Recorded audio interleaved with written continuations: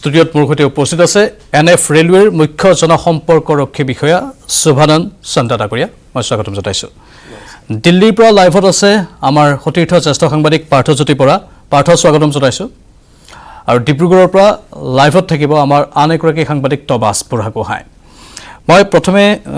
শুভানন্দ চন্দ্ৰ ডাঙৰীয়াক পৰা অলপ কথা জানি ল'ব বিচাৰিছোঁ ৰেল যাত্ৰা চলি আছে বহু মানুহ আহি আছে এতিয়ালৈকে আজিৰ তাৰিখলৈকে বাহিৰৰ পৰা অসমৰ বা উত্তৰ পূৰ্বাঞ্চলৰ কিমান লোক আহিল আৰু কি কি ব্যৱস্থা আপোনালোকে গ্ৰহণ কৰি আছে এইকেইদিনত সাৱধানতা হিচাপে হয় মই অলপ ডিটেইলছত কৈ দিওঁ চাওক আমাৰ 22 মাৰ্চৰ পৰা ট্ৰেইন সাৰ্ভিস বন্ধ কৰা হৈছিলে টোটালি অল ওভাৰ ইণ্ডিয়াত যাতে আমি কোভিডৰ স্প্ৰেডটো ৰখাব পাৰোঁ তাৰ পিছত যেনেকৈ সময় আগুৱালে বাহিৰৰ ৰাজ্যত আমাৰ বহুখিনি মানুহ আবদ্ধ হৈ আছে সেইখিনি মানুহক ঘূৰাই আনিবৰ কাৰণে আমি 1 মেৰ পৰা কিছুমান শ্ৰমিক স্পেশাল ট্ৰেইন আৰম্ভ কৰিলোঁ এই শ্ৰমিক স্পেশাল ট্ৰেইনবিলাক যেটো ডেষ্টিনেশ্যন ষ্টেট আৰু অৰিজিনেটিং ষ্টেট এই দুয়োটা ৰাজ্য চৰকাৰৰ ৰিকুৱেষ্ট সাপেক্ষে আমি চলাই আছিলোঁ তাৰ পিছত এটো দেখা গ'ল যে হেখিনিও সাফিচিয়েন্ট হোৱা নাই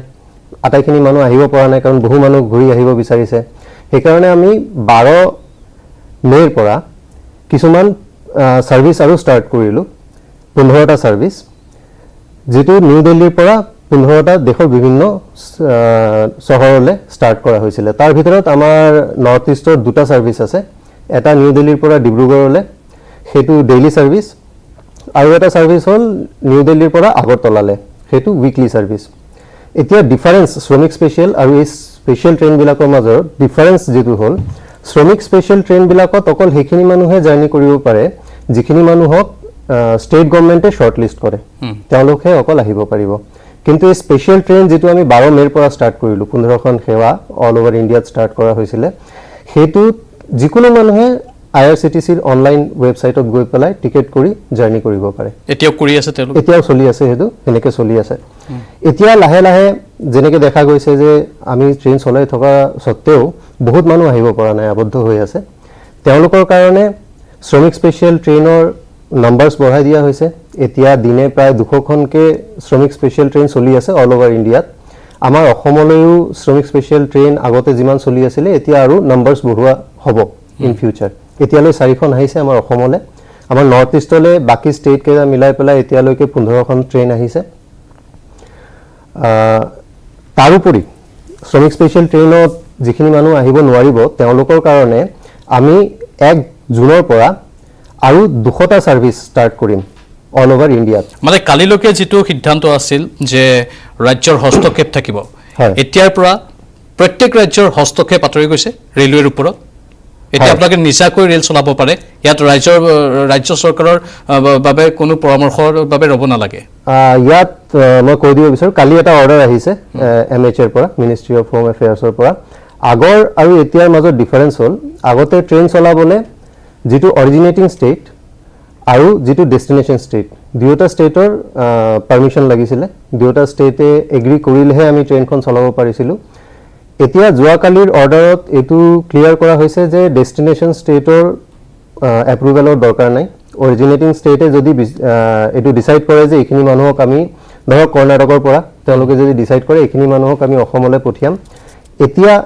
যেটো লেটেষ্ট ইনষ্ট্ৰাকচন সেই হিচাপে অসম চৰকাৰৰ অনুমতিৰ প্ৰয়োজন নাই কৰ্ণাটক চৰকাৰে নিজে চলাব পাৰে ঠিকে ঠিকে আমি কথা পাতিম মই দিল্লীলৈ যাব বিচাৰিছো পাৰ্থ দিল্লীৰ পৰা কি খবৰ আছে বহুলোকে আহিবলৈ এতিয়া বাট মুকলি হোৱালৈ চাই আছে ৰেলৰ যাতায়াত চলি আছে কিবা অসুবিধা পাইছে নেকি দিল্লীত থকা অসমীয়া লোকসকলে বা উত্তৰ পূৰ্বাঞ্চলৰ লোকসকলে প্ৰাঞ্জল পিউষ গোয়েল ৰেলমন্ত্ৰী পিউষ গোয়েল ইতিমধ্যে ঘোষণা কৰিছে অহা জুনৰ 1 তাৰিখৰ পৰা 200খন যাত্ৰীবাহী ৰেল চলিব এই ৰেলসমূহ কিন্তু নন এসি হ'ব যাত্ৰীসকলে টিকেট ক্ৰয় কৰিব লাগিব টিকেট ক্ৰয় যি প্ৰক্ৰিয়া সেই প্ৰক্ৰিয়াসমূহ অতি শীঘ্ৰে আৰম্ভ হ'ব অনলাইন যোগে টিকেট বুক কৰিব লাগিব যি ৰেলৰ কাউণ্টাৰৰ পৰা টিকেট বুক কৰিব নোৱাৰিব অনলাইন যোগে টিকেট বুক কৰিব লাগিব পূৰ্বৰ যি ব্যৱস্থা আছিল ৰাতিপুৱা 8 বজাত টিকেট অনলাইন যোগে টিকেট ক্ৰয় কৰিব লাগে সেই অৱস্থায় বহাল থাকিব কিন্তু এটা কথা মন কৰিব লাগিব লকডাউনৰ পূৰ্বে দেশত চলিছিল 14000 যাত্ৰীবাহী ট্ৰেইন আৰু প্ৰায় 2.3 কোটি মানুহে প্ৰতিদিনে ট্ৰেভেল কৰিছিল গতিকে 200খন ট্ৰেইন কেতিয়াও সাফিচিয়েন্ট হ'ব নোৱাৰে তাৰ সমান্তৰালকৈ ইতিমধ্যে কোৱা হৈছে শ্ব'টোত যে শ্ৰমিক এক্সপ্ৰেছ ট্ৰেইনসমূহ চলি থাকিব হয় সেইসমূহ ট্ৰেইন চলি থাকিব তাৰ সমান্তৰালকৈ যি 12 জুনৰ পৰা বিশেষ 15খন ট্ৰেইন দিয়া হৈছিল ৰাজধানী এক্সপ্ৰেছ কেইখন দিয়া হৈছিলে দিল্লীৰ পৰা বিভিন্ন স্থানলৈ চলিছিল সেই ট্ৰেইনসমূহ চলি থাকিব আৰু ইতিমধ্যে আপুনি জনাইছে ৰাজ্য চৰকাৰে এতিয়া অনুমোদন প্ৰয়োজন নহব এখন ৰাজ্যৰ পৰা এখন ৰাজ্যলৈ ৰেল চলাবলৈ বিশেষকৈ শ্ৰমিক এক্সপ্ৰেছ খিনিৰ ক্ষেত্ৰত এই কথা প্ৰযোজ্য হ'ব কিন্তু যাত্ৰীসকলৰ নাম ৰাজ্য চৰকাৰসমূহে দিব লাগিব আৰু ৰেল মন্ত্ৰণালয়ে গৃহ মন্ত্ৰণালয়ৰ সৈতে আলোচনা কৰি এই ৰেলসমূহ চলাব কিন্তু সমস্যা বহুকেইটা আছে দিল্লীত যিসকল উত্তৰ পূৰ্বাঞ্চলৰ পৰা অসমৰ লোক আছে তেওঁলোকে বহুকেইটা সমস্যাৰ সন্মুখীন হৈছে সমস্যা নম্বৰ 1 যদি মই সমস্যাকেইটা অনুকুৱাই দিওঁ আমি সমস্যা অনুকুৱাব বিচৰা নাই অনুকুৱাইছো কাৰণ সমস্যাৰ সমাধানৰ কাৰণে যদি আমি সমস্যাকেইটা অনুকুৱাই দিওঁ সমস্যা নম্বৰ 1 হৈছে 8 বজাৰ পৰা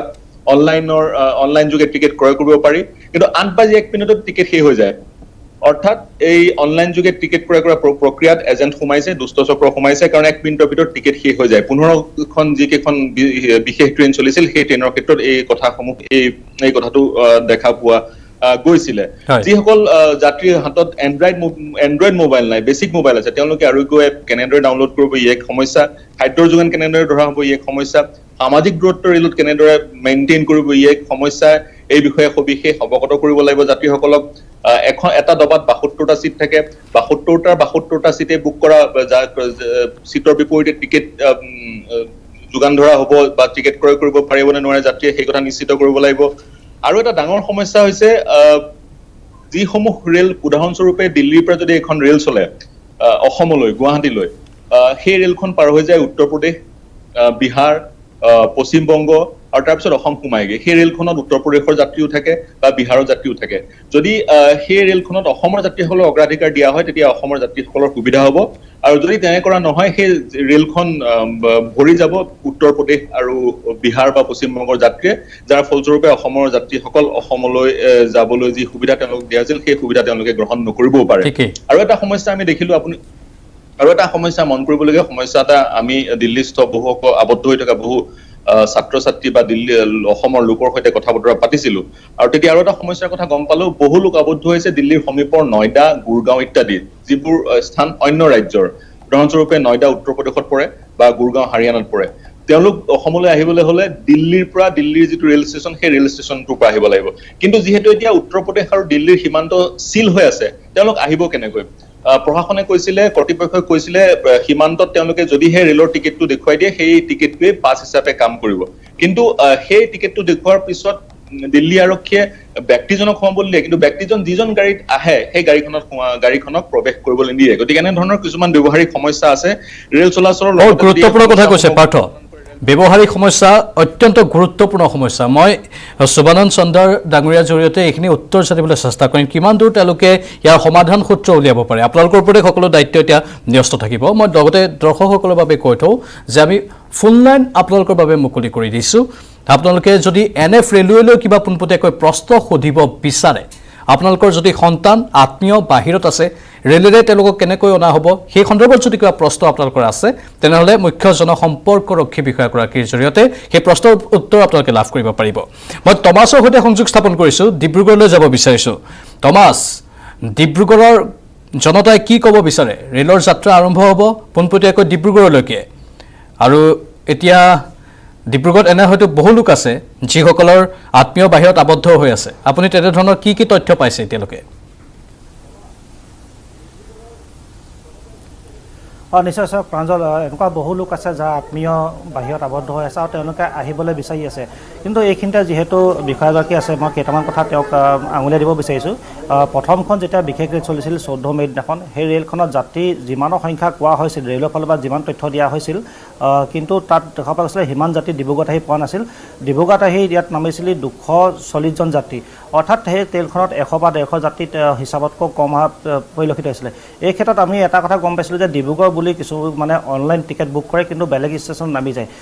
ধৰি লওক বিহাৰত নামি যায় বেলেগ ঠাইত নামি যোৱা মালদাত নামি গৈছে তেনেকুৱা ধৰণৰ কিছু আমি কথা গম পাইছিলোঁ সেই দিশটোৰ প্ৰতি যাতে লক্ষ্য দিয়ে তেতিয়াহ'লে ডিব্ৰুগড় আচলতে যিখিনি বা উজনি অসমত যিখিনি লোক ইয়াত আবদ্ধ হৈ আছে তেওঁলোকৰ কাৰণে আহিবলৈ সুবিধা হয় অন্যথা তেওঁলোক অসুবিধাত পৰিবলগীয়া হয় আৰু যিহেতু এতিয়া ৰেলসমূহ 1 জুনৰ পৰা আৰু যি ৰেল চলিব তাত কি সুবিধা প্ৰদান কৰা হ'ব সেইখিনি আমি জানিব বিচাৰিছোঁ। পূৰ্বতে যিবিলাক সুবিধা আছিল সেইখিনি প্ৰদান কৰা হ'ব নাই। বিশেষকৈ আমি চাফ চিকুণতাৰ কথা ক'বলৈ বিচাৰিছোঁ, যিহেতু 48 ঘণ্টা 40 ঘণ্টা যেতিয়া ৰেলখন জাৰ্ণি হয় হয়তো যথেষ্ট লেতেৰা হয়, ভিতৰত এটা লেতেৰা পৰিৱেশ সৃষ্টি হয়। আগতে যিধৰণে চাফাই কৰ্মী আহে তেনেকুৱাবিলাক হ'ব নাই সেয়া জানিব বিচাৰিছোঁ। আৰু লগতে আনকালে যি সুবিধা দিয়ে তাত কেটাৰিঙৰ ব্যৱস্থা দিয়ে, খোৱা বোৱা যি ধৰণৰ ব্যৱস্থা থাকে সেয়া থাকিব নে নাথাকে, আৰু আন যিবিলাক সুবিধা থাকে সেয়া থাকিব নাথাকে সেইখিনি কথা বিষয়গৰ পৰা সুধিব বিচাৰিছোঁ। এইখিনি মোৰ প্ৰশ্ন নহয়, আচলতে ইয়াত যিসকল অভিভাৱক আছে, যিসকল ছাত্ৰ ছাত্ৰী বাহিৰত ফচি আছে সেই অভিভাৱকসকলৰ বা যাৰ আত্মীয় বাহিৰত তাত আবদ্ধ হৈ আছে তাত তেওঁলোকৰ প্ৰশ্ন মই বিষয়াগৰাকীলৈ আগবঢ়াই দিছোঁ। আৰু ঠিকেই টমাছ, আৰু কেইটামান প্ৰশ্ন আছে, আপুনি এতিয়া লগত ৰাখক সেই প্ৰশ্নকেইটা। টমাছ, সেইকেইটা বাকীকেইটা প্ৰশ্ন আপুনি লগত ৰাখক, আমি আপোনাৰ কাষত পুনৰ চাম। মই পোনপটীয়াকৈ শুভানন্দ চন্দ্ৰ ডাঙৰীয়াৰ পৰা সেই প্ৰশ্নটোৰ উত্তৰ জানিব বিচাৰিছোঁ। বহুকেইটা প্ৰশ্ন আছে, তাৰ ভিতৰত এটা প্ৰশ্ন হ'ল যাত্ৰীক অগ্ৰাধিকাৰ। সেইটো প্ৰশ্ন আমাৰ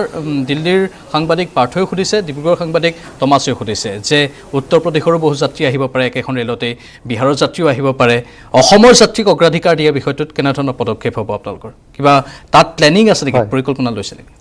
চাওক, মই এটা কথা ক'ব বিচাৰিম। এতিয়া যিটো চিটুৱেশ্যন ইণ্ডিয়াত, সেইটো আনপ্ৰেচিডেণ্টেড চিটুৱেশ্যন,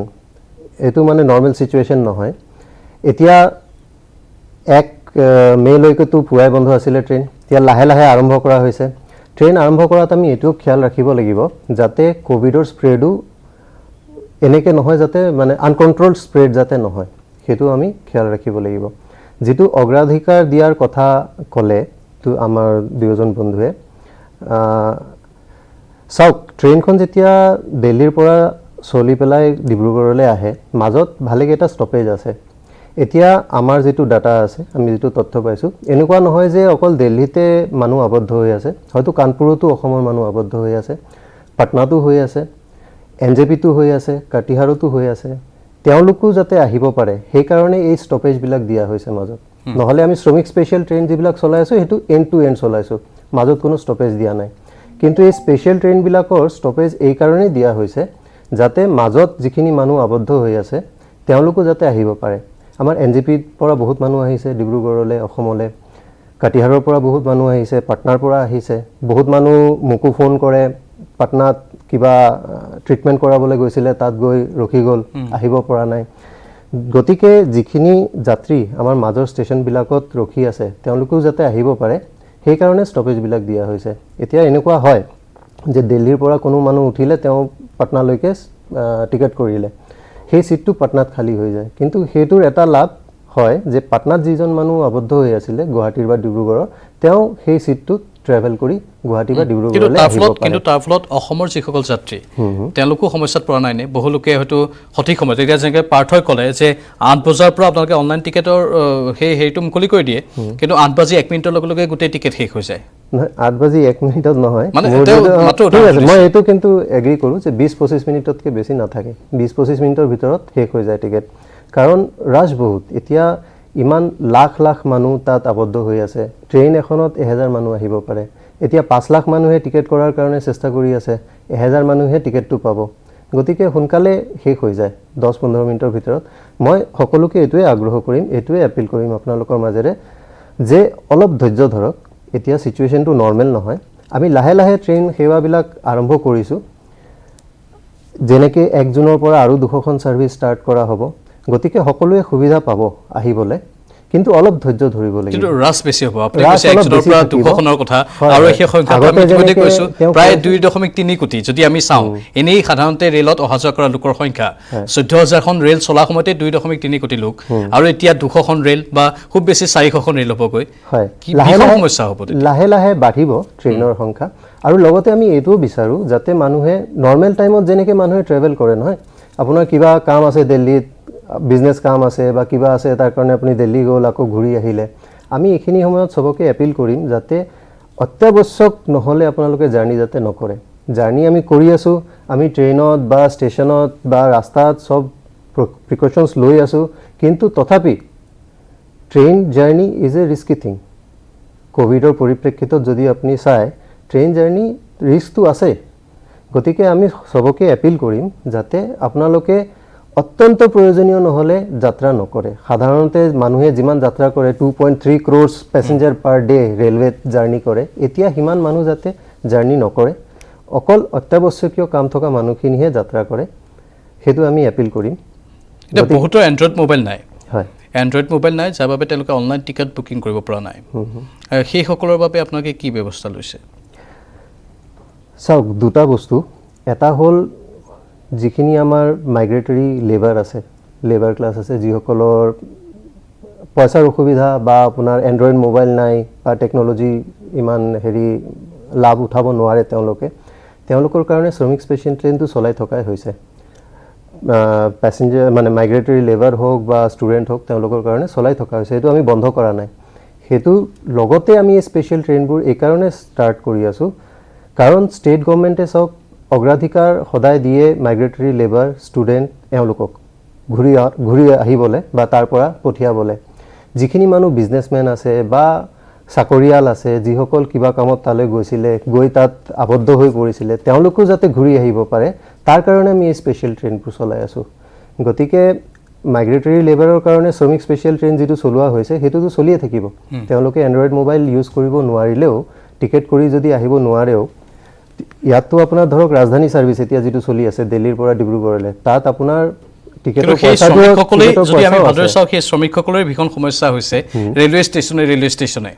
বহু হাজাৰ হাজাৰ শ্ৰমিক একেলগে ওলাই আহিছে আৰু তেওঁলোকেই ভিৰ কৰিছে ৰেলৱে ষ্টেচনবোৰত মই দিল্লীলৈ আকৌ এবাৰ গৈছোঁ পাৰ্থ দিল্লীত বৰ্তমান তেনেকুৱা ধৰণৰ বহু দৃশ্য সুলভ বুলি আমি গম পাইছোঁ বহুত এনেকুৱা ঘটনাও ঘটিছে বুলি গম পাইছোঁ আপোনাৰ লগত কি তথ্য আছে এবাৰ যদি স্পষ্ট ৰূপত তাত থকা অসমৰ লোকসকলৰ ৰেলেৰে আহিবলগীয়া যাত্ৰী হিচাপে তেওঁলোকৰ কি সমস্যা হৈছে সেইখিনি যদি এবাৰ বৰ্ণনা কৰি দিয়ে প্ৰাঞ্জল ইতিমধ্যে মই সমস্যা কেইটামান উনুকিয়ালোৱে মাথো দিল্লীয়ে নহয় দেশৰ বিভিন্ন চহৰত অসমৰ শ্ৰমিকসকল আবদ্ধ হৈ আছে উদাহৰণস্বৰূপে চেন্নাইৰ এখন অভিযান্ত্ৰিক মহাবিদ্যালয়ত যিখনৰ নাম জেৰুজালেম অভিযান্ত্ৰিক মহাবিদ্যালয় সেই মহাবিদ্যালয়খনত প্ৰায় অসমৰ 1300 শ্ৰমিক বা চেন্নাইত কৰ্মৰত হৈ থকা 1300 লোক আবদ্ধ হৈ আছিল তেওঁলোকে লকডাউনৰ পিছত তেওঁলোকে চাকৰি হেৰুৱালে আৰু তেওঁলোক যি ভাড়া ঘৰ আছিল সেই ভাড়া ঘৰৰ পৰা তেওঁলোকক মালিকে উলিয়াই দিলে ভাড়া দিব নোৱাৰাৰ কাৰণে তেনে লোকে শ্ৰমিক এক্সপ্ৰেছত অসমলৈ আহিবলৈ তেওঁলোকে য'ত নাম পঞ্জীয়ন কৰিব লাগে সেই স্থানত নাম পঞ্জীয়ন কৰিছে কিছু লোকে সঁহাৰি পাইছে কিছু লোকে সঁহাৰি পোৱা নাই আমি গম পাইছো কালি 500 লোক প্ৰায় 1300ৰে 500 লোকে শ্ৰমিক এক্সপ্ৰেছ ট্ৰেইনত উঠি অসমলৈ আহিছে দিল্লীতো তেনে লোক বহু আছে চাকৰিৰ পৰা তেওঁলোকক য'ত কৰ্মৰত হৈ আছিল সেই চাকৰি তেওঁলোকে হেৰুৱালে আৰু তাৰ ফলত তেওঁলোক যথেষ্ট অসুবিধাৰ সন্মুখীন হৈছে শ্ৰমিক এক্সপ্ৰেছত গুৱাহাটীলৈ আহিবলৈ যি কৰ্তৃপক্ষ ওচৰত তেওঁলোকে নাম পঞ্জীয়ন কৰিব লাগে নাম পঞ্জীয়ন কৰাৰ পিছতো চাগৈ সংখ্যা বহুত হোৱাৰ কাৰণে তেওঁলোকে বহু শ্ৰমিক এতিয়াও আবদ্ধ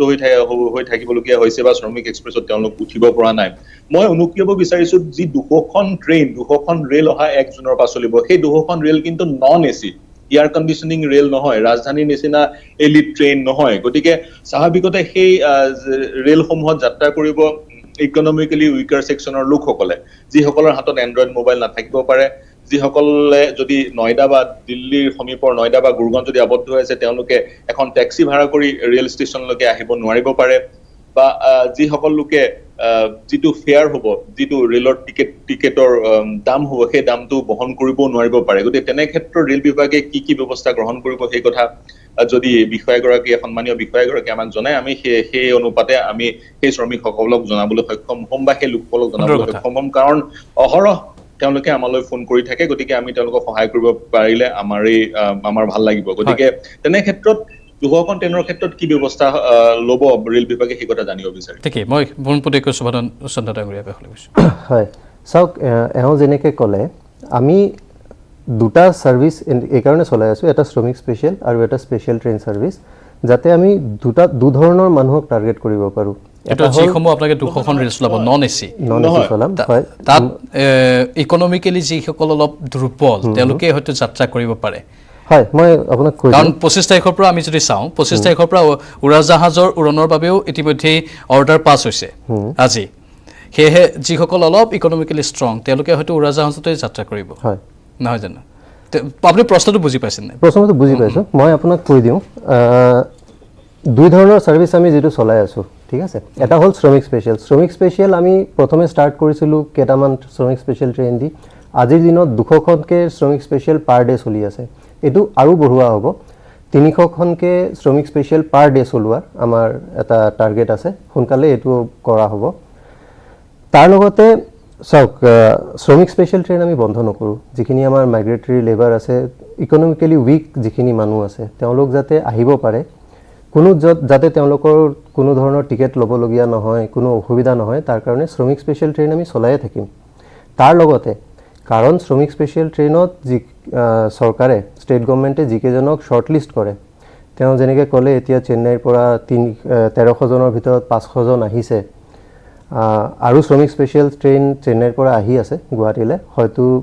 যিকেইজন আহিব পৰা নাই এতিয়া তেওঁলোকো অহা কেইদিনমানৰ ভিতৰত আহিব পাৰিব তাৰ লগতে চৰকাৰে ইকনমিকেলি উইক ছেকশ্যনৰ শ্ৰমিক স্পেচিয়েল ট্ৰেইনৰ কাৰণে শ্বৰ্টলিষ্ট কৰে কিন্তু মই সেইটোৱে কৈছিলোঁ যিসকল ধৰক ইকনমিকেলি উইক নহয় ইমান চাকৰি কৰি আছিলে বা বিজনেছ কৰি আছিলে তেওঁলোককোতো আহিবলৈ কিবা এটা উপায় লাগিব তেওঁলোকৰ কাৰণে এই সাৰ্ভিস স্পেচিয়েল ট্ৰেইন সাৰ্ভিসটো কৰা হৈছে যিসকলে নিজে নিজৰ পইচা দি পেলাই টিকেট কিনি ট্ৰেইনত আহিব পাৰিব তেওঁলোকৰ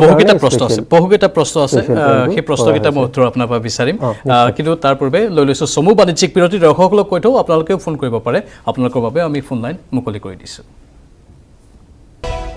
আপুনি চাই আছে প্ৰাইম ডিবেট আমাৰ সৈতে আছে এনএফ ৰেলৱেৰ মুখ্য জনসম্পৰ্কৰক্ষী বিষয়া শোভানন্দ চন্দা লগতে আছে দিল্লীৰ পৰা পাৰ্থজ্যোতি বৰা আৰু ডিব্ৰুগড়ৰ পৰা টমাছ বুঢ়াগোহাঁই আজি আমি ৰেলৱেৰ কথা পাতি আছোঁ আমাৰ লোকসকলক উভতাই অনাৰ বাবে ৰেলৱে বিশেষ উদ্যোগ গ্ৰহণ কৰিছে আৰু ৰেলৱেৰ হাতত সম্পূৰ্ণ কৰ্তৃত্ব এতিয়া কেন্দ্ৰীয় চৰকাৰে দি দিছে আৰু কি ব্যৱস্থা হ'ব জনসাধাৰণৰ অসুবিধা নোহোৱাকৈ ৰেলৱে কেনেধৰণে পুংখানুপুংখভাৱে এই বিষয়সমূহৰ ওপৰত দৃষ্টি ৰাখিব তাকে আমি আলোচনা কৰি আছোঁ বিৰতিলৈ যোৱাৰ পূৰ্বে শোভানন্দ চন্দা ডাঙৰীয়াই নন এচি ৰেলৱেৰ কথা কৈ আছিলে যে কেনেধৰণৰ আপোনালোকে পদক্ষেপ লৈছে কিন্তু মোৰ প্ৰশ্ন হ'ল যে non AC second class rail আপোনালোকে টিকট কাটি অহাৰ বাবে কিয় নিৰ্বাচন কৰিলে এচি ৰেলৰ ব্যৱস্থা কৰিব নোৱাৰিলেনে চাওক সাৰ্ভিসবিলাক লাহে লাহে ষ্টাৰ্ট কৰা হ'ব প্ৰথমতে আমি যিকেইটা 15টা ট্ৰেইন ষ্টাৰ্ট কৰিছিলোঁ আটাইকেইটাই এচি আছিলে এতিয়া 200খন ট্ৰেইন যেটো ষ্টাৰ্ট হ'ব নন এচি ট্ৰেইন আমি ইনিশিয়ালি ষ্টাৰ্ট কৰি আছোঁ এইটো বহুতকেইটা ফেক্টৰৰ ওপৰত ডিপেণ্ড কৰে এভেইলেবিলিটি অফ ৰেকো এটা ফেক্টৰ হয় যে আমাৰ ওচৰত কিমান এভেইলেবল আছে কোভিডৰ সম্পৰ্ক আছে নেকি কোভিডৰ সম্পৰ্ক মানে এচি ৰেলত আনিব বিচৰা নাই কিবা নাই কোভিডৰ সম্পৰ্ক তেনেকৈ নাই এচি ৰেলতো আহিব পাৰে মিনিষ্ট্ৰি অফ হেল্থৰ গাইডলাইন আছে আপোনাৰ যদি এচিৰ যেটো এয়াৰ থাকে পাৰ আৱাৰ যদি 5 to 6 টাইমছ আপোনাৰ গোটেইখিনি এয়াৰ সাৰ্কুলেট হৈ যায় মানে ৰিসাৰ্কুলেট হৈ যায় তেতিয়া হলে একো অসুবিধা নহয় মানে যাত্ৰী এটা টিকটো কাটিব এটা মূল্যও ভৰিব আৰু নন এচি ছেকেণ্ড ক্লাছ ৰেলতহে আহিব পাৰিব নাই ছেকেণ্ড ক্লাছ নহয় নন এচি স্লিপাৰ ক্লাছ হয় স্লিপাৰ ক্লাছত আহিব পাৰিব এতিয়া ইনিশিয়ালি আমি এইটো স্লিপাৰ ক্লাছৰ হেৰিটো ষ্টাৰ্ট কৰিছোঁ সব স্লিপাৰ ক্লাছত অবভিয়াছলি ভাড়াটো অলপ কম হ'ব এচিতকে এতিয়া ইনিশিয়ালি আমি 200খন ট্ৰেইন স্লিপাৰ ক্লাছৰ ষ্টাৰ্ট কৰিছোঁ মানে এটা কাৰণ আমি ভাবিব পাৰোঁ যে ভাড়াটোৰ বাবে আপোনালোকে এনে পদক্ষেপ লৈছে অলপ ভাড়াটো যাতে কম হোক নহয় ফেক্টৰ বহুত কেইটা আছে ভাড়াটো অকল ফেক্টৰ নহয় এভেইলেবিলিটি অফ ৰেক যেটো মই ক'লো এভেইলেবিলিটি যিখিনি আছে আমাৰ কোচৰ এতিয়া হেতু হিচাপতো ডিসিশনটো লোৱা হৈছে এই 200খনৰ পিছত এনেকুৱা নহয় যে আৰু ট্ৰেইন সাৰ্ভিস আৰম্ভ নহয় ইয়াৰ পিছতো সিচুৱেশনৰ ওপৰত ডিপেন্ড কৰি আৰু সাৰ্ভিস ষ্টাৰ্ট কৰা হ'ব আৰু সেইবোৰত হয়তো এসি কোচো থাকিব কিন্তু ইনিশিয়ালি আমি 200খন ট্ৰেইন নন এসি ষ্টাৰ্ট কৰি চাই আছো এটা বহুত মানুহ আহিব আমাৰ সাংবাদিক টমাসে এটা প্ৰশ্ন সুধিছিল যে সাফ চিকুণতাৰ ওপৰত আপোনালোকে কেনেধৰণে দৃষ্টি ৰাখিছে একেলগে ৰেলতো বহুত যাত্ৰীয়ে অহা যোৱা কৰিছে বা আগন্তুক দিনতো কৰিব আৰু ভিৰটো বেছি বাঢ়িব মানে 1 জুনৰ পৰা আমি ক'ব পাৰোঁ যে ৰেলৰ ষ্টেচনতে হোক ৰেলৰ ডবাৰ ভিতৰতে হোক বহুত ভিৰ হ'ব কেনেধৰণে আপোনালোকে ইয়াক মিলাব সাফ চিকুণতাৰ দিশটো চাওক আমি যিবোৰ ব্যৱস্থা লৈছোঁ প্ৰথম কথা হ'ল আগতে যেনেকুৱা ভিৰ হৈছিল ষ্টেচনত হেতু যাতে নহয় তাৰ কাৰণে এটাটো আৰএসি আগত যেটো টিকেট দিয়া হৈছিল আৰএসি টিকেট এতিয়া একেবাৰে দিয়া নহয় অকল কনফাৰ্ম টিকেট দিয়া হয় ষ্টেচনৰ ভিতৰত অকল সেই সকল মানুহে সোমাব পাৰিব যিসকলৰ কনফাৰ্ম টিকেট থাকে তেওঁৰ লগত বাকি কোনো আহিব নোৱাৰে আগতে যেনেকৈ প্ল্যাটফৰ্ম টিকেটৰ সিস্টেম আছিল যে কোনোবা এজন ট্ৰেইনত গৈ আছে তেওঁক এৰিবলৈ আৰু লগত এজন দুজন মানুহ আহে সেইবোৰ সিস্টেম আঁতৰাই দিয়া হৈছে যাতে ষ্টেচনত ভিৰ কমে ষ্টেচনৰ স্যানিটাইজেশন আৰু ক্লিনলিনেছৰ ওপৰত বিশেষ ধ্যান দিয়া হৈছে যাতে কোনো ধৰণৰ অসুবিধা নহয় ট্ৰেইনৰ চাফ চিকুণতাৰ ওপৰতো দৃষ্টি দিয়া হৈছে আমাৰ যিটো অনবোৰ্ড হাউচকিপিং ছাৰ্ভিচ থাকে OBHS বুলি কওঁ সেইটো থাকিব ট্ৰেইনবিলাকত তাৰ উপৰি কিছুমান ক্লিন ট্ৰেইন ষ্টেচন বুলিও থাকে কিছুমান ষ্টেচনত ট্ৰেইনখন ৰখিলে বাহিৰৰ পৰা মানুহ আহি ট্ৰেইনখন চাফা কৰি দিয়ে সেইবোৰো থাকিব গতিকে চাফ চিকুণতাৰ প্ৰতি আমি লক্ষ্য ৰাখিছোঁ সেই বিষয়ে কোনো অসুবিধা নহয় আগতে যেনেকৈ ট্ৰেইনত হৈ আছিলে চাফ চিকুণ এতিয়াও হ'ব খাদ্য সামগ্ৰী ৰেলত সময়মতে পাবনে যাত্ৰীয়ে খাদ্য সামগ্ৰীৰ কাৰণে ব্যৱস্থা কৰা হৈছে যিবিলাক ট্ৰেইন চলি আছে সেইবিলাকত কেটাৰিং ছাৰ্ভিচ IRCTCৰ ফালৰ পৰা বা ৰেলৱেৰ ফালৰ পৰা কৰি থকা হৈছে খাদ্য সামগ্ৰীৰ একো অসুবিধা নহয় খাদ্য সামগ্ৰী আৰু খোৱা পানীৰ এতিয়া 72টা সিট থাকে হয়তো এটা টপাত হয় স্লিপাৰত আৰু যেটো স্লিপাৰ ৰেলে চলিব এতিয়া আমি আন্তঃৰাজ্যিক বাছবোৰৰ ক্ষেত্ৰতো দেখিছো যে তেওঁলোকে 50% যাত্ৰীলৈ যাত্ৰা কৰি আছে যদিও তেওঁলোকৰ লোকচান হৈ আছে ৰেলৱে তেনে ধৰণৰ কিবা সিদ্ধান্ত ল'ব পাৰেগৈ নেকি নে সেইটো সম্ভৱ নহব নহয় সব ইনিশিয়ালি আমি যেটো শ্ৰমিক ট্ৰেইন ষ্টাৰ্ট কৰিছিলোঁ তাত 72ৰ ভিতৰত 54খন টিকেটহে দিয়া হৈছিলে সিটত কিন্তু তাৰ পিছত সাবসিকুৱেন্টলি MHA লগত ডিসকাশন হৈ আৰু মিনিষ্ট্ৰি অফ হেলথৰ লগত ডিসকাশনৰ পিছত এটো ডিসাইড কৰা হৈছে যে 72ৰ ভিতৰত 72খন সিটে দিয়া হ'ব মানে যিমানটা আমাৰ স্লিপাৰ বাৰ্থ আছে আটাইকেটাৰে টিকেট দিয়া হ'ব আৰু যদি মানুহে নিজৰ সিটত বহি থাকে আৰু নিজে অলপ এৱেৰ হয় নিজে অলপ হেৰি হয় তেতিয়া হলে সোশ্যাল ডিস্টেন্সিং ভিতৰত মেইনটেইন কৰিব পাৰিব আৰু তাৰ লগতে আমাৰ RPF ৰ এস্কৰ্টিং ষ্টাফো থাকে ট্ৰেইন বিলাকত তেওঁলোকে এটো লক্ষ্য ৰাখে যাতে মানুহখিনি একগোট হৈ একেলগে নবহে অলপ তেওঁলোকে সোশ্যাল ডিস্টেন্সিং মেইনটেইন কৰে কিন্তু বেসিক্যালি মেইনলি আমি যাত্ৰীসকলকে অনুৰোধ কৰো তেওঁলোককে হেৰি কৰো যাতে তেওঁলোকে নিজে অলপ সাৱধান হয় আৰু সোশ্যাল ডিস্টেন্সিং মেইনটেইন কৰিবলৈ চেষ্টা কৰে মানে সেই ক্ষেত্ৰত হয়তো আপোনালোকে বেছি কঠোৰ হ'ব পৰা নাই এতিয়ালৈকে বৰ বেছি কঠোৰ হ'ব পৰা নাই সব অলৰেডি যিখিনি মানুহ ট্ৰেভেল কৰি আছে সকলোৱে অলপ ডিস্ট্ৰেছতে আছে সকলোৱে হেৰি হৈ আছে গতিকে বহুত বেছি কঠোৰ হোৱা নাই কিন্তু তথাপি আমাৰ RPF ষ্টাফ থাকে তেওঁলোকক গাইড কৰিবলৈ আৰু চাবলৈ যাতে সোশ্যাল ডিস্টেন্সিং মেইনটেইন হয় ঠিকে টমাস আপোনাৰ এটা প্ৰশ্ন আছিল মই সেই প্ৰশ্নটো ৰাখি থবলৈ কৈছিলো সুধকচোন আপুনি নিশ্চয় মোৰ আৰু এটা প্ৰশ্ন আছে এতিয়া যিটো পৰিস্থিতি ভাৰতবৰ্ষত হৈ আছে ৰেলত এতিয়া হাজাৰ হাজাৰ যাত্ৰী যেতিয়া আহিব স্বাভাৱিকতে সকলো সংকিত হৈ পৰিব সকলো সংকিত হ'বই আৰু সেইসকল যাত্ৰী অহাৰ পিছত তেখেতলোকৰ নিয়ম অনুসৰি তেখেতলোকে হোম কোৱাৰেণ্টাইনে হওক বা বিভিন্ন ঠাইত হোটেল লজ বা বিভিন্ন ঠাইত তেওঁলোকে 14 দিন কোৱাৰেণ্টাইনত থাকিব লাগিব কিন্তু কথা হ'ল বহু এনেকুৱা যাত্ৰী আছে যোনে কোৱাৰেণ্টাইনত থাকিব নিবিচাৰে সেইসকল এনেকুৱা তাৰ মাজত যাত্ৰী ওলাব যিসকলে হয়তো পলাবলৈ চাব ধৰি লওক নিজৰ ঘৰৰ ওচৰ পালেহি ৰেলৰ যিটো ইমাৰ্জেঞ্চি ব্ৰেক থাকে চেইনডাল টানি পিনি নামি গুচি গ'ল তেনেকুৱা ক্ষেত্ৰত সুৰক্ষা দিশটো কেনেকৈ চাব তাত সুৰক্ষা দিশটো যথেষ্ট গুৰুত্বপূৰ্ণ হ'ব আৰু তেনেকুৱা যদি ঘটনা কেনেবাকৈ যদি ক'ৰবাত সংঘটিত হয় হয়তো ই মানুহৰ মাজত যথেষ্ট আতংকৰ সৃষ্টি কৰিব পাৰে সেইটো এটা প্ৰশ্ন হয় কাৰণ RPFৰ যদিও জোৱান থাকে কিন্তু সেইখিনি পৰ্যাপ্ত নহয় আমিও দেখিছোঁ মেন পাৱাৰ বহুত কম আপোনালোকৰ ৰেলৱেৰো সিমান মেন পাৱাৰ নাই যিমান যাত্ৰী আছে তাৰ তুলনাত সেইটো এটা অসুবিধা হ'ব পাৰে নেকি চাওক হেনেকুৱা অসুবিধা এতিয়ালৈকে যে এনেকুৱা কেছ হোৱা নাই এনেকুৱা নহয় কিছুমান কেছত এনেকুৱা হৈছে যে মানুহে চেইন পুলিং কৰি নামিব বিচাৰিছে কিন্তু আমাৰ RPF ষ্টাফ যিখিনি থাকে এস্কৰ্টিঙত এতিয়ালৈকে 2-3টা মান ৰিপৰ্ট হৈছে তেওঁলোক নামিবলৈ চেষ্টা কৰিছিলে কিন্তু RPF এ তেওঁলোকক ধৰি পেলাই নিয়াৰেষ্ট পুলিচ ষ্টেচন বা ষ্টেচনত হেৰি কৰি দিছে হেণ্ডওভাৰ কৰি দিছে এটো খেয়াল আমি ৰাখিছো আৰু তাৰ লগতে চাওক এই বস্তুটো নহয় এটা কইনৰে দুটা পিঠিৰ নিচিনা এতিয়া মানুহখিনি বাহিৰত আছে তেওঁলোক আহিব লাগিব তেওঁলোকৰ কথা আমি ভাবিব লাগিব সেই মানুহখিনি ইয়াত অহাৰ লগে লগে এটা ৰিস্ক মানুহখিনি আহিব লাগিব মানুহখিনি কথাটো দায়িত্ব আপোনালোকৰ আৰু আমিও আদৰি ল'ব লাগিব আমাৰো এটা দায়িত্ব কিন্তু তেওঁলোকক যদি হোম কোৱাৰেণ্টাইন ষ্টাম্প মাৰি দিয়ে তেওঁলোকক যদি নিৰ্দিষ্ট ৰেল ষ্টেচনটোত নামিবলৈ কোৱা হয় তাৰ পাছত যদি তেওঁলোকে নানামে সেইটো ক্ষেত্ৰত এতিয়াই পৰিস্থিতি দেখিছে আজিও গুৱাহাটীত কিমানটা কেছ বাঢ়িছে অসমত তেনেহ'লে আপোনালোকে দায়িত্বটো পালন কৰিব লাগিব ৰেলৱে কৰ্তৃপক্ষ অলপ এই ক্ষেত্ৰত কঠোৰ হ'ব লাগিব যাতে মানুহেতো অলপ নিয়ম ভংগ কৰা এটা প্ৰৱণতা আছে সাধাৰণ ৰাইজে বহুত নিয়ম ভংগ কৰি আছে এইকেইদিন সেইটো হ'বলৈ আপোনালোকে দিব নালাগিব কিন্তু চাওক কিছুমান ৰেছপন্সিবিলিটি ডিভাইডেড আছে ৰেলৱে আৰু ষ্টেট গভৰ্ণমেণ্টৰ মাজত যিটো MHৰ অৰ্ডাৰ সেই হিচাপে ৰেলৱে আমি মানুহখিনি কঢ়িয়াই লৈ আহি আছোঁ ষ্টেচনলৈ আচ্ছা এটা কথা মই ইয়াত ক'ব বিচাৰিম যেতিয়াই মানুহে টিকেট কৰে বা শ্ৰমিক স্পেচিয়েলত আহে তেওঁলোকক আগতে এইটো জনাই দিয়া হয় যে যিখন ষ্টেটত তেওঁলোক গৈ আছে তাৰ যিটো SOP হেল্থ প্ৰট'কল সেইটো তেওঁলোকে মানিব লাগিব এটো আগতে তেওঁলোকক জনাই দিয়া হয় টিকেট কৰাৰ সময়ত বা শ্ৰমিক ট্ৰেইনত উঠাৰ সময়ত স্বাস্থ্যবিধি মানিব লাগিব যেটো ডেষ্টিনেশ্যন ষ্টেটৰ স্বাস্থ্যবিধি হয় তাৰ লগতে আমি ষ্টেট গভৰ্ণমেণ্টৰ লগত কন্টিনিউয়াছ টাচত থাকো কিমান মানুহ আহি আছে কোনখন ট্ৰেইনত আহি আছে কেতিয়া আহি পাব ষ্টেট গভৰ্ণমেণ্টৰ মেডিকেল টিম আটাইকেইটা ষ্টেচনত থাকে নমাৰ লগে লগে সকলোকে মেডিকেল স্ক্ৰিনিং কৰি পেলাই ষ্টেট গভৰ্ণমেণ্টে হোম কোৱাৰেণ্টাইন বা ইনষ্টিটিউচনেল কোৱাৰেণ্টাইন যিটোৱে নিয়ম হয় সেই হিচাপে এডভাইস কৰে আৰু তেওঁলোকেই বাছৰ যোগেৰে ষ্টেচনৰ পৰা তেওঁলোকক লৈ যায় পেছেঞ্জাৰখিনি গতিকে ষ্টেচনত নমাৰ লগে লগে মানুহখিনিক আমি ষ্টেট গভৰ্ণমেণ্টক হেণ্ডঅভাৰ কৰি দিয়াৰ নিচিনাই হয় ষ্টেট গভৰ্ণমেণ্টে দায়িত্ব লৈ লয় মানে সেই মানুহখিনিৰ যাতে তেওঁলোকক কোৱাৰেণ্টাইন কৰি ৰাখে আৰু মানুহখিনিয়ে কোনো নিয়ম ভংগ নকৰে কিন্তু মাছ ৰাস্তাত যাতে কোনো চিন্তানি আকৌ নামি যাব নোৱাৰে তাৰ কাৰণে কিন্তু আপোনালোকৰ দায়িত্ব RPF আৰু সেই কাৰণে আমাৰ এস্কৰ্টিং ষ্টাফ আটাইকেইখন অলপ বহাব লাগিব মই সেইখিনি কথা পাতিম মই বিৰতি লৈ লৈছো সেইখিনি কথা মই বিৰতিৰ পাছত পাতিম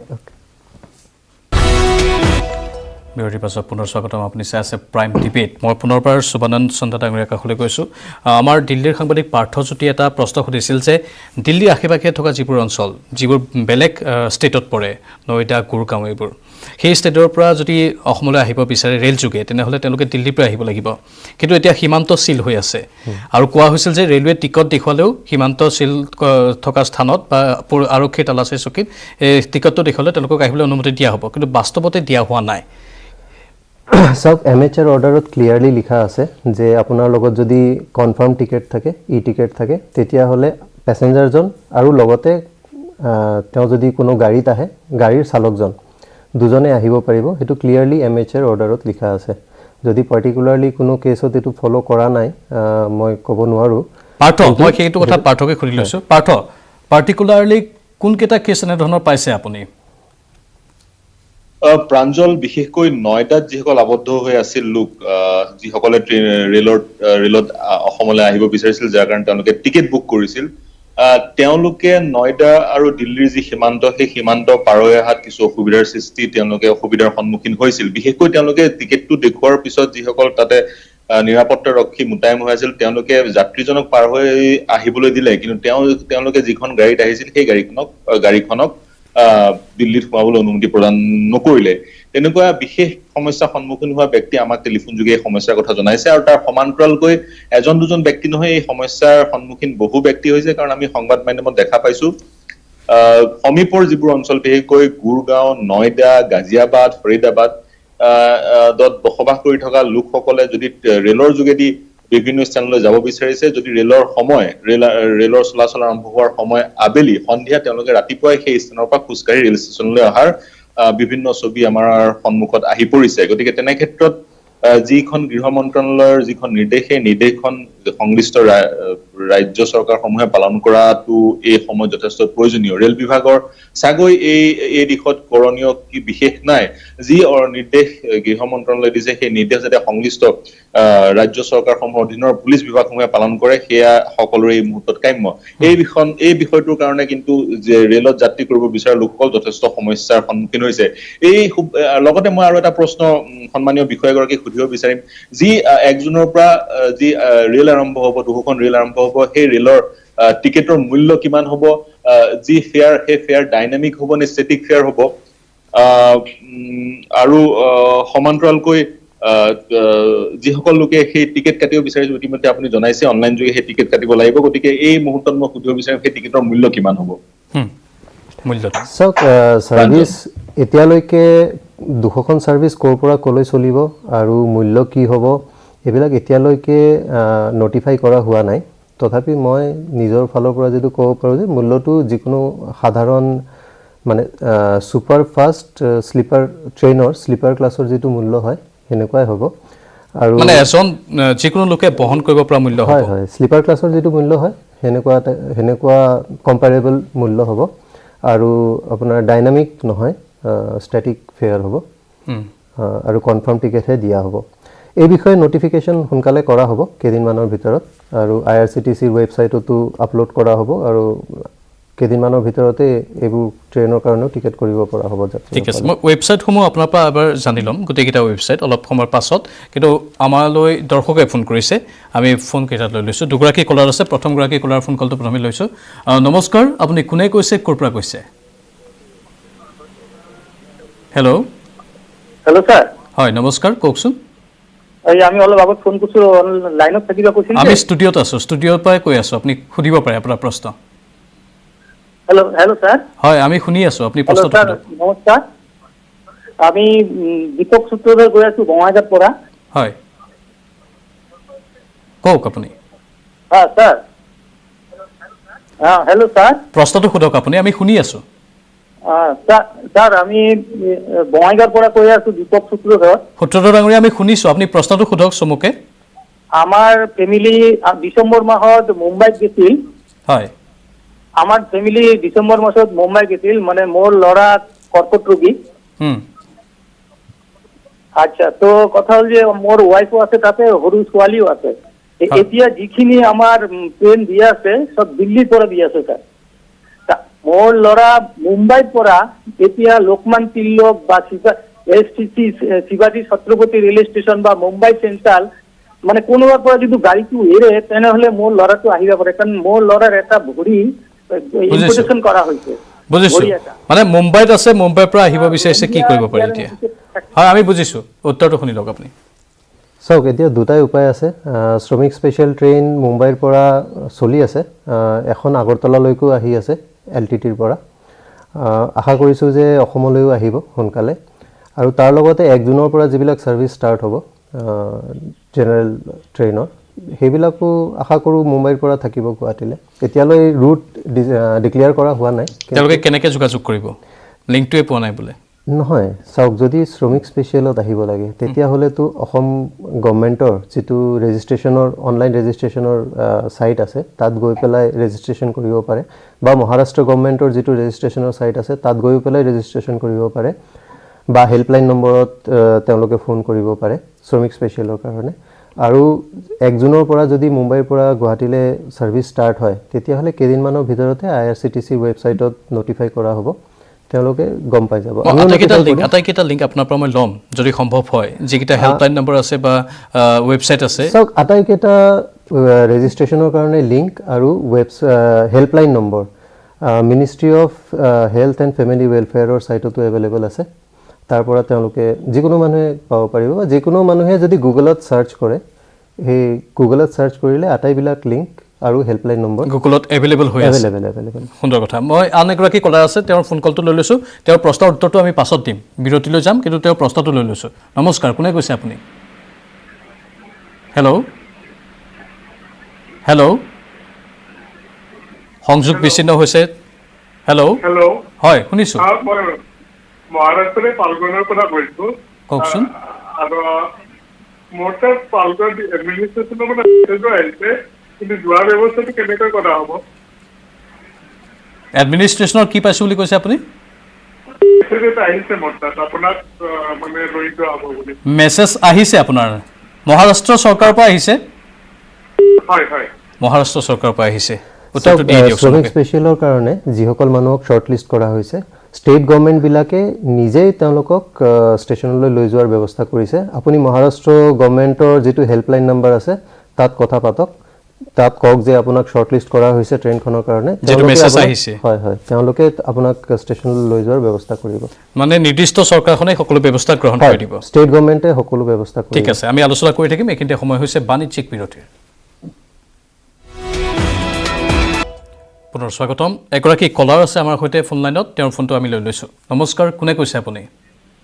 মই তুলু সাহা কৈছোঁ ৰঙিয়াৰ পৰা হয় কওকচোন তাৰ মানে মোৰ হাজবেণ্ডে হাওড়াত আছে হাওড়াত মানে যেদিনা লকডাউন দিছে তাৰ আগদিনাই যাই পাইছে তাতে হয় ইমান দিন তাতে আহি আছে মই এজন কৰ্কট ৰোগী মোক ঘৰত দুটা ল'ৰা লৈ আছে এতিয়া আজিলৈকে আহিব পৰা নাই কেনেকে আনা যায় ছাৰ ঠিকে ডাঙৰীয়া চাওক কোনো এখন ৰাজ্যৰ পৰা ট্ৰেইন চলাবলৈ অৰিজিনেটিং যিটো ষ্টেট আছে তেওঁলোকৰ ৰিকুৱেষ্ট সাপেক্ষেহে আমি ট্ৰেইনবিলাক চলাব পাৰোঁ তেওঁলোকৰ অনুমতি নহ'লে আমি ট্ৰেইনবিলাক চলাব নোৱাৰোঁ এতিয়ালৈকে ৱেষ্ট বেংগলৰ পৰা এনেকুৱা কোনো ট্ৰেইনৰ ৰিকুৱেষ্ট অহা নাই ৰেলৱেলৈকে সেইকাৰণে আমি ট্ৰেইন চলাব পৰা নাই কিন্তু আপোনালোকে দেখা পাইছে হ'ব কেইদিনমান আগত পীয়ুষ গোয়েলে নিজেও টুইট কৰিছিলে আমাৰ মন্ত্ৰীয়ে যে ৱেষ্ট বেংগলক চৰকাৰক কৈছিলে যে আপোনালোকে ট্ৰেইন চলাওক আৰু ট্ৰেইন আহিবলৈ দিয়ক তাৰ লগতে যোৱাকালি যেটো প্ৰেছ ৰিলিজ ওলাইছে বা তেওঁ টুইট কৰিছে তাতো তেওঁ ৰিকুৱেষ্ট কৰিছে ৰাজ্য চৰকাৰবিলাকক যাতে যিখিনি মানুহ আবদ্ধ হৈ আছে তেওঁলোকক ঘৰলৈ লৈ যোৱাৰ কাৰণে তেওঁলোকে ৰেলক ৰিকুৱেষ্ট দিয়ে আমাৰ ওচৰত ৰেলৰ কোনো অভাৱ নাই আমি হাজু হৈ আছো আৰু বেছি ট্ৰেইন চলাবলৈ এতিয়া পাৰ ডে 200খন শ্ৰমিক স্পেচিয়েল চলি আছে আমি 300খন বা 400খনো চলাব পাৰিম কিন্তু ষ্টেট গভৰ্ণমেণ্টে যাতে ৰিকুৱেষ্ট দিয়ে চলাবৰ কাৰণে আৰু যিসকল হাজবেণ্ড যেনেকৈ আবদ্ধ হৈ আছে মই এইটোৱে ক'ম যে আপোনালোকে ষ্টেট গভৰ্ণমেণ্টৰ যিটো হেল্পলাইন আছে ৱেষ্ট বেংগলৰ বা অসমৰ তাত আপোনালোকে ফোন কৰক আৰু তাত আপোনালোকে কওক যে এনেকুৱা পৰিস্থিতিত আছে এনেকুৱা প্ৰব্লেম হৈ আছে তেওঁলোকে যাতে ট্ৰেইন এখন চলাবলৈ ব্যৱস্থা কৰে কিন্তু কালি অৰ্ডাৰটোত আমি অলপ বেলেগ ধৰণে ভাবিলো কি গোটেই কৰ্তৃত্ব এতিয়া ৰেলৱেক দিয়া হৈছে ৰেল সকলোতে চলাব পাৰিব কিন্তু সকলোতে চলাব নোৱাৰে নহয় এতিয়াও যিখিনি মানুহ আপোনাৰ কোনো এখন সাপোজ মই এক্সাম্পল যেনেকৈ দি আছিলোঁ কৰ্ণাটকৰ পৰা ধৰক মানুহখিনি আমাৰ অসমলৈ আহিব বিচাৰে কোনখিনি মানুহ আহিব সেইখিনি কৰ্ণাটক ষ্টেট গভৰ্ণমেণ্টেহে ডিচাইড কৰিব এইখিনি মানুহ আহিব আৰু সেইখিনি ডিচাইড কৰাৰ পিছত তেওঁলোকে ৰেলৱেক এটা ৰিকুৱেষ্ট দিব যে আমি 1200 বা 1300 মানুহক গুৱাহাটীলৈ পঠাব বিচাৰোঁ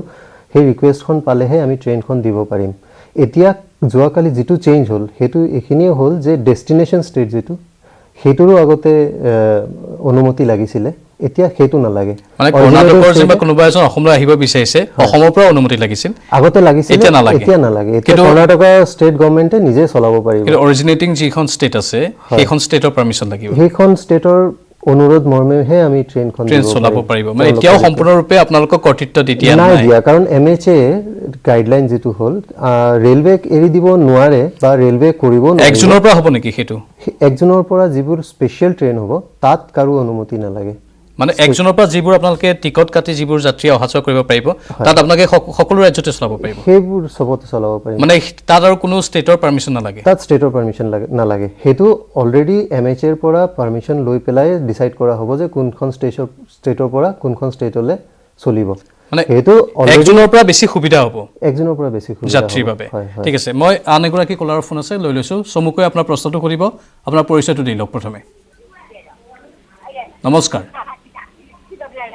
হেল্ল' হয় স্যাৰ হয় কোক আপোনাৰ প্ৰশ্নটো সোধক এই স্যাৰ তাৰমানে ল'ৰাজন মোৰ হয় কি বুলি কয় ভতিজা হয় হয় এই চেন্নাই থাকে মানে অনলাইন কৰিব নাজানে স্যাৰ কি কৰা যাব অনলাইন কৰিব নাজানে কি কৰা যাব আচ্ছা তেওঁ কি তাত পঢ়ি আছে নে কাম পঢ়ি আছে নে কি কৰি আছে তেওঁ তাত এই তেখেত কৰ্মস্থানৰ কাৰণে গুচি গৈছিল কাম কৰি আছে মানে কাম কৰি আছে কৰ্মসংস্থাপনৰ কাৰণে গৈছে হয় হয় তেওঁ চাওক আহিবলৈ চেন্নাইৰ পৰা এতিয়ালৈতো কোনো ট্ৰেইন নাই ডাইৰেক্ট য'ত আপুনি টিকেট কৰি আহিব পাৰিব গতিকে অনলাইনৰ কথা নাই আপোনাৰ ভতিজাজনক কওক তাত কৰ্ণাটকা ষ্টেট গভৰ্ণমেণ্টৰ হেল্পলাইন নম্বৰত ফোন কৰি পেলাই কথা পাতি ৰেজিষ্ট্ৰেশ্যন কৰাবলৈ ফোনতো ৰেজিষ্ট্ৰেশ্যন হেল্পলাইন নম্বৰটো তেওঁ নাপাব হয়তো যেহেতু গুগল কৰিব নাজানে তেওঁ নিজে নাজানিলেও তেওঁ কাৰোবাৰ সহায় ল'ব লাগিব সহায় লৈ তাৰ ষ্টেট গভৰ্ণমেণ্টক এপ্ৰ'চ কৰিব লাগিব যাতে তেওঁক ৰেজিষ্ট্ৰেশ্যন কৰি তেওঁ লিষ্টত তেওঁৰ নামটো সোমাই পেলাই শ্ৰমিক স্পেচিয়েলত তেওঁক গুৱাহাটীলৈ পঠিয়ায় ঠিক টমাছৰ কাষলৈ গৈছোঁ আমি অনুষ্ঠান কেইটামান মুহূৰ্তৰ পাছতে সামৰিব লাগিব টমাছ আপোনাৰ দুটা প্ৰশ্ন আছে প্ৰশ্ন দুটা সুধিব পাৰে হয় মোৰ দুটা প্ৰশ্ন আছে আৰু ইতিমধ্যে মই উল্লেখ কৰিছিলোঁ যিটো চাফাই কৰ্মীৰ কথা বা চাফ চিকুণতাৰ কথা উল্লেখ কৰিছিলোঁ ধৰি লওক দিল্লীৰ পৰা এখন ট্ৰেইন ডিব্ৰুগড় আহিলে 48 ঘণ্টাত তাত যিকেইজন যাত্ৰী আহিব এটা ডবাত তাৰ মাজত যদি কোনোবা ভগৱান নকক সংক্ৰমিত যাত্ৰী থাকে বেলেগ যাত্ৰীলৈ সংক্ৰমণ হোৱাৰ যথেষ্ট আশংকা থাকি যাব কাৰণ একেটা বাথৰুম ইউজ কৰা যাব একেটা টেপ ইউজ কৰিব একেডাল হেণ্ডেলতে তেওঁলোকে উঠা নমা কৰিব ধৰি গতিকে এই ক্ষেত্ৰত চাফ চিকুণৰ দিশটো যথেষ্ট চোৱা উচিত আছিল বুলি মই ভাবোঁ পূৰ্বতে ৰেলত যেনেকুৱা ধৰণৰ চাফাই কৰ্মী থাকে বা চাফ চিকুণতাৰ কাৰণে লোক থাকে হয়তো এই ট্ৰেইনসমূহত বেছিকৈ দিব লাগিছিল কাৰণ এতিয়া পৰিৱেশটো তেনেকুৱা নহয় হয়তো মই ভাবোঁ সেইটো তেখেতৰ পৰা সুধিব বিচাৰিম আৰু দ্বিতীয় প্ৰশ্নটো হৈছে যে আমি এতিয়া বিমান সেৱা যেতিয়া আৰম্ভ হ'ব তো বিমান সেৱাৰ ক্ষেত্ৰত কিছু ধৰণৰ নিৰ্দেশনা দিয়া হৈছে যিসকল যাত্ৰী আহিব তেওঁলোকে নিজৰ লগত লাগেজ লৈ আহিব নোৱাৰিব কেৱল এটা সৰু বেগ লৈহে বিমান যাত্ৰা কৰিব পাৰিব আৰু তাৰ লগতে কিছুমান নিয়ম বান্ধি দিছে যেনে ধৰি লওক প্ৰত্যেকজন যাত্ৰীয়ে নিজৰ নিজৰ লগত চেনিটাইজাৰ বটল লৈ আনিব লাগিব তেনেকুৱা ধৰণৰ কিছু ধৰণৰ নিৰ্দেশনা দিছে ৰেলৱে ক্ষেত্ৰত সজাগতাৰ বাবে এনেকুৱা ধৰণৰ বা বাছি থাকিবৰ বাবে লোকসকল সংক্ৰমিত নহ'বৰ বাবে এনেকুৱা ধৰণৰ কি নিয়মাৱলী বান্ধি দিছে সেই কথা জানিব বিচাৰিছোঁ বিষয়গৰাকীৰ পৰা প্ৰাঞ্জল প্ৰশ্নৰ দুটা উত্তৰ বিচাৰিছোঁ হয় প্ৰথম কথা হ'ল চাওক যাতে ট্ৰেইনত কোনো সহযাত্ৰীৰ পৰা সংক্ৰমণ নহয় তাৰ কাৰণে আমি যিখিনি মানুহ ষ্টেচনলৈ আহে টিকেট থকা মানুহ হওক বা শ্ৰমিক স্পেচিয়েলৰ হওক ষ্টেচনত অহাৰ লগে লগে তেওঁলোকক মেডিকেল টিমে স্ক্ৰিনিং কৰে মেডিকেল স্ক্ৰিনিং কৰাৰ পিছত যিসকল সুস্থ থাকে তেওঁলোককহে জাৰ্ণি কৰিবলৈ দিয়া হয় আপোনাৰ যদি কনফাৰ্ম টিকেট থাকেও কিন্তু তথাপি মেডিকেল স্ক্ৰিনিঙত যদি আপুনি পাছ নহয় তেতিয়াহ'লে আপোনাক যাত্ৰা কৰিবলৈ দিয়া নহ'ব আপোনাৰ যদি কোনোবা চিমটম থাকে বা জ্বৰ থাকে আপোনাক যাত্ৰা কৰিবলৈ দিয়া নহ'ব মানে 1 জুনৰ পৰাও এতিয়াও যেটো চলি আছে 1 জুনৰ পৰাও চলি থাকিব এতিয়া মানে ষ্টাৰ্টিং এটো চাগে বহুত দিনলৈকে চলি থাকিব হয় হয় আপোনাক এচিমটটিক হ'লেহে জাৰ্নি কৰিবলৈ দিয়া হ'ব নহ'লে জাৰ্নি কৰিবলৈ দিয়া নহয় দ্বিতীয় কথা হ'ল সোশ্যাল ডিস্টেন্সিং আৰু ক্লিনলিনেছ আমি আগৰ OBHS ষ্টাফ অনবোৰ্ড হাউচকিপিং তেওঁলোক ট্ৰেইনতে থাকে ক্লিন কৰি থাকে লগতে তেওঁলোকক আচ্ছা যেতিয়া মানুহজন ষ্টেচনত আহিব ট্ৰেইনত উঠাৰ আগতে তেওঁলোকক চেনিটাইজাৰ ৰেলৱেৰ ফালৰ পৰা প্ৰভাইড কৰা হয় প্ৰত্যেকগৰাকী যাত্ৰীক একোটা চেনিটাইজাৰ নহয় মানে হাতখন জাষ্ট ধুবলৈ যেনেকৈ শ্বপিং মল বা হেৰি দোকানবিলাকত যেনেকৈ কৰা হৈছে সেনেকৈ কৰা হয় অন ডিমাণ্ডো যদি ট্ৰেইনত কাৰোবাৰ চেনিটাইজাৰৰ প্ৰয়োজন হয় ট্ৰেইনতো থাকে অন ডিমাণ্ডো চেনিটাইজাৰ দিয়া হয় আৰু যাত্ৰীকেইজন আকৌ যেতিয়া নামিব আহি পেলাই কোনো এখন ষ্টেচনত তেতিয়া আকৌ তেওঁলোকৰ মেডিকেল স্ক্ৰিনিং হয় মেডিকেল স্ক্ৰিনিং হোৱাৰ পিছত যদি কিবা চিমটম থাকে সেই হিচাপে ষ্টেট গভৰ্ণমেণ্টৰ হেল্থ ডিপাৰ্টমেণ্টে একশ্যন লয় আৰু লগতে সকলোবিলাক যাত্ৰীৰে আমি ডিটেইলছো ৰাখিছোঁ তেওঁলোকৰ হোম ডিটেইলছ বা তেওঁলোকে কোনখন ট্ৰেইনৰ কোনখন ডবাত আহি আছে সেইবোৰ ডিটেইলছ থাকে কণ্টেক্ট ট্ৰেচিঙৰ কাৰণে যদি ভৱিষ্যতেও কোনোবা এজন যাত্ৰী কৰোণা আক্ৰান্ত বুলি গম পাওঁ আমি বা ষ্টেট গভৰ্ণমেণ্টে গম পায় তেতিয়াহ'লে যাতে তেওঁৰ লগত যাত্ৰা কৰা কেইজনক আমি ট্ৰেচ কৰিব পাৰোঁ সেইকাৰণে সেই ডিটেইলছখিনিও ৰখা হয় ষ্টেট গভৰ্ণমেণ্টকো আৰু বিমানৰ কথাটো এওঁ কৈছে আমি কালিও বাতৰি সম্প্ৰচাৰ কৰিছোঁ পাৰ্থ আপুনিও বিশেষভাৱে এইটো ক্ষেত্ৰত দৃষ্টি ৰাখিছিল কাৰণ দিল্লীত আমি এটা মক ড্ৰিল টাইপৰ কিবা দেখিছিলোঁ যেনে বিমান আৰম্ভ হোৱাৰ আগে আগে তেওঁলোকে নিজৰ মাজতে এটা প্ৰেক্টিছ চলালে যে কেনেধৰণে যাত্ৰীসমূহ যাব কেনেধৰণে তেওঁলোকক চেনিটাইজ কৰা হ'ব তেওঁলোকৰ বেগসমূহ কেনেধৰণে পৰীক্ষা কৰা হ'ব কেনেধৰণৰ স্বাস্থ্য পৰীক্ষা কৰা হ'ব এটা সুন্দৰ এটা নিয়ম তেওঁলোকে বান্ধি লৈছে আগতীয়াকৈ ৰেলৱে ক্ষেত্ৰতো তেনেধৰণৰ কিবা আগতীয়াকৈ কৰা হৈছিল জানো আমি 1 মে'ৰ পৰা যেতিয়া ষ্টাৰ্ট কৰিছিলোঁ শ্ৰমিক স্পেচিয়েল ছাৰ্ভিচ তাৰ আগতে এই আটাইবিলাক ব্যৱস্থা আগতে চাই লোৱা হৈছিলে কেনেকৈ কৰা হ'ব ষ্টেচনত যেনেকৈ ছ'চিয়েল ডিষ্টেন্সিঙৰ কাৰণে মাৰ্কিং কৰা তাৰপিছত আপোনাৰ বিভিন্ন যেনেকৈ ধৰক দিল্লীৰ পৰা ইয়ালৈ মানুহ আহিলে মানুহ অহাৰ পিছত বিভিন্ন ডিষ্ট্ৰিক্টৰ কাৰণে বেলেগ বেলেগ কাউণ্টাৰ বনোৱা যাতে বেলেগ বেলেগ হেল্থ চেকআপ হয় তেওঁলোকৰ ডিটেইলছ লোৱা হয় তাৰপিছত তেওঁলোকক বেলেগ বেলেগ ঠাইলৈ লৈ যোৱা হয় এই আটাইখিনি ষ্টেট গভৰ্ণমেণ্টৰ লগত লগ লাগি পেলাই আমি ব্যৱস্থা কৰাৰ পিছতহে ট্ৰেইনৰ ছাৰ্ভিচবিলাক ষ্টাৰ্ট কৰিছোঁ মুঠতে এতিয়া আমি ক'ব পাৰোঁ যে আপোনালোক সকলো ফালৰ পৰা সাজু হৈ আছে আৰু আপোনালোকে প্ৰত্যেকটো দিশ অতি সূক্ষ্মভাৱে চাইছে আমি আশা কৰিব পাৰোঁ যে ৰেলৱে ডিপাৰ্টমেণ্টৰ কোনো ত্ৰুটি নাই আৰু নাই আমি একদম ৰেডি হোৱাৰ পিছতহে ছাৰ্ভিচবিলাক ষ্টাৰ্ট কৰিছোঁ 1 মে'ৰ পৰা যেতিয়া ছাৰ্ভিচ ষ্টাৰ্ট হৈছিলে তাৰ আগতে গোটেইখিনি বস্তু চাই লৈ পেলাই কেনেকৈ আমি কৰিব পাৰিম সেই গোটেইখিনি বস্তু ভাবি পেলাইহে আমি ছাৰ্ভিচটো ষ্টাৰ্ট কৰিছোঁ আৰু সেনেকৈ আগলৈও চলি থাকিব আমি লক্ষ্য ৰাখি আছোঁ যাতে কোনো ধৰণৰ শৰ্টকামিংছ নাই 1 জুনৰ পৰা হয়তো অলপ মেন পাৱাৰ আপোনাক বঢ়াব লগা হ'ব পাৰে আৰপিএফৰ ক্ষেত্ৰতো আৰপিএফও আছে আৰপিএফৰ ক্ষেত্ৰতো হোক জিআৰপি হোক আৰপিএফ হোক সেইখিনি মেন পাৱাৰ আছে আৰু লগতে আমাৰ মেন পাৱাৰৰো এতিয়া প্ৰব্লেম নাই এইখিনি ছাৰ্ভিচ আমি চলাব পাৰিম আগতে যেনেকৈ 14000 ট্ৰেইন চলিছিলে এতিয়া অকল 200-300 ট্ৰেইন চলিব গতিকে মেন পাৱাৰৰ আমাৰ অসুবিধা নাই আপোনালোকে কামবোৰ নিয়াৰিকৈ কৰিব পাৰিব অশেষ ধন্যবাদ এইখিনি সময় আমাক দিয়াৰ বাবে পাৰ্থকো ধন্যবাদ জনাইছোঁ টমাছকো ধন্যবাদ জনাইছোঁ আৰু আগন্তুক দিনত কোনো ধৰণৰ খেলিমেলি নোহোৱাকৈ যাতে আপোনালোকে কামসমূহ কৰি যাব পাৰে তাৰ বাবে শুভেচ্ছা জ্ঞাপন কৰিছোঁ এয়া আছিল আজিৰ প্ৰাইম ডিবেট নমস্কাৰ